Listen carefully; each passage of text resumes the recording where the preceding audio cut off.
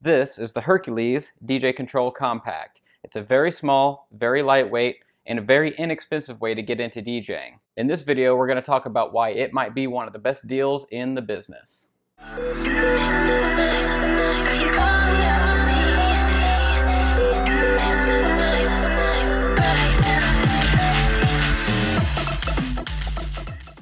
That's right, this is the DJControl Compact, and I posted an unboxing video of this not too long ago. You can go check that out, but one difference between that video and this video, I'm actually attempting to use the iOS version of the Hercules DJ software instead of the laptop version, just so that I can mix it up a little bit. Now this sells on Amazon for only $60 or $70, so it's really hard to have any complaints on this thing at all. But I did spend some time with it and crawled over it, and here are my observations. Now of course, nothing on here is going to be bulletproof, super duper tough, or stand up to a rigorous club environment or anything like that. The nice thing about it being so small of a form factor and really is a sturdy build, it should be pretty tough as long as you take care when you put it in your DJ bag, backpack, or however you transport it. Of course, the jog wheels are very small because the overall controller is very small.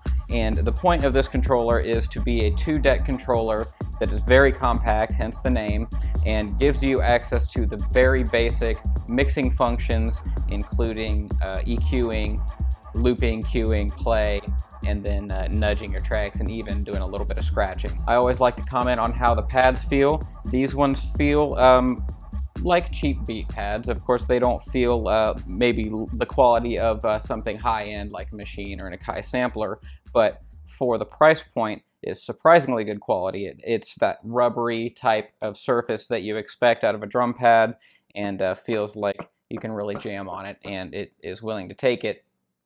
One weird thing that you might notice about the layout of this controller that could take some getting used to is, in a sense, it's actually a rotary mixer because there are no line faders. So you actually adjust the per channel volume using the volume controls up here, up at the top, and then here in the middle you have only a 2-band EQ, so you have mid frequencies and low frequencies. You can hold the mode button, and that allows you to change between the different types of beat pad modes. For example, control your loops, your effects, your sampling, or your hot cues. It allows you to change between scratching and pitch bending, and I actually found it a little bit frustrating to leave the scratch mode on, because if you nudge the jog wheels at all, they're not touch capacitive. It doesn't sense when you're touching a certain part versus another, so it just kind of stops the track. And so if you're in the middle of trying to line up a mix or something, that could be an issue.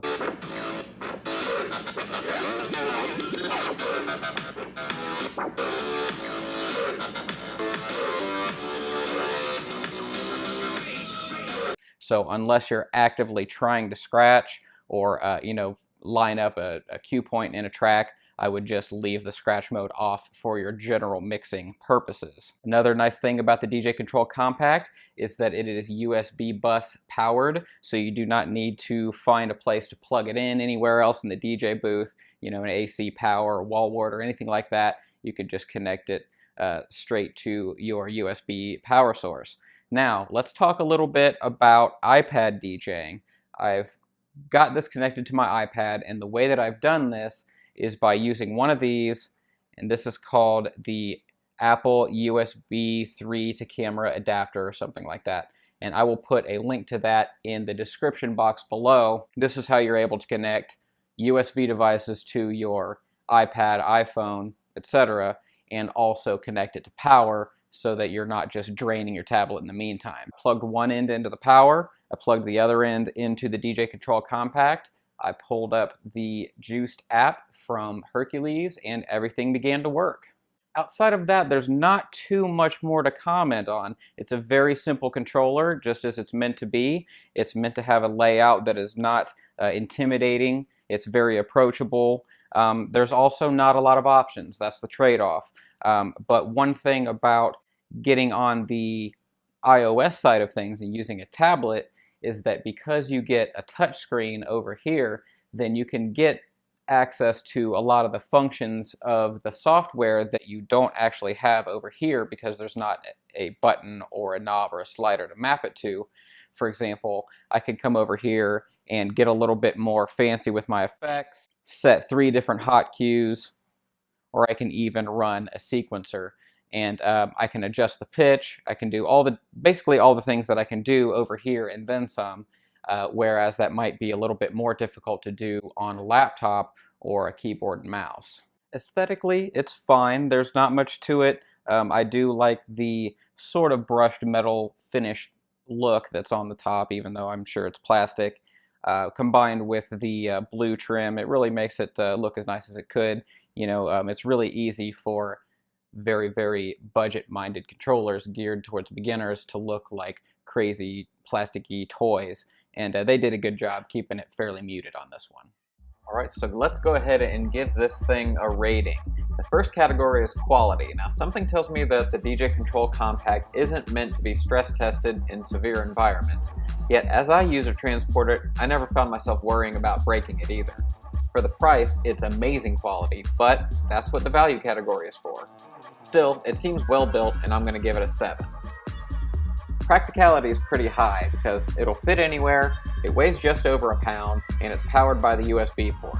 Super easy. Though, because it's so compact, there are a lot of commonly used features that simply aren't available on the hardware. Once again, I recommend using the iOS version and learning how to use the touch controls of the software. Still, this controller is aimed squarely at the beginner, and it's just right for that. I give it an 8. In the significance category, there isn't much to say. I'm going with a 6. It's nice, but it's one of a few similar options in the marketplace, and it doesn't really attempt to do anything groundbreaking. Design-wise, the DJControl Compact is not bad. I like the blue on black color scheme and that it's not too flashy.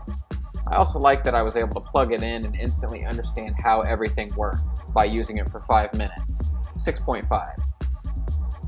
Of course, the value category is where a unit like this really shines. Hey, for 70 bucks, you can plug this thing into your iPad, start mixing tunes, and record the mixes before you know it. It gets a 9.5. For fun factor, well, the DJControl Compact simply isn't meant to do much.